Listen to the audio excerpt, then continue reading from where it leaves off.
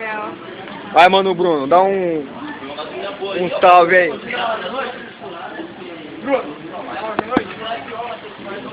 Fala, Pangua.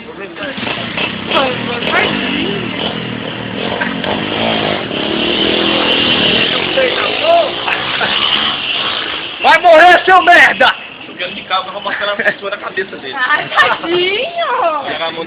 Como é que é? Paulinho, como é? Cada um com seus problemas. O cara tá me devendo R$25 e não quer me pagar. Eita, pô! Segura de amizade. Falando, fiote, amigos, negócio da parte. Cada um com seus dinheiros já era. Cada um com seu dinheiro já De era. pensar isso é louco de não pagar. Jogou ideia, levar fiado. Chegou aqui.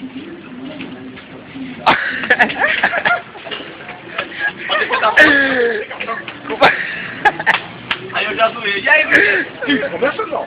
Não, é mesmo assim, mano. Chamei de pancão. Ó, como é as braços pra trás. Pediu alguma coisa? Pediu alguma coisa? Ah, não, né?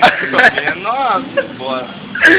Invita lá não. Fogueteiro escrito. Tá tudo registrado. Grande bom, não cabe mais não. Aí ele tá assim, meu. Ô, Clécio, paga eu. Peço o caralho. Aí chama Panguão, pô, que ela atende, cara. Ô, fogueteiro. Mas já? Ei, Bruno. Caralho, que porra é essa?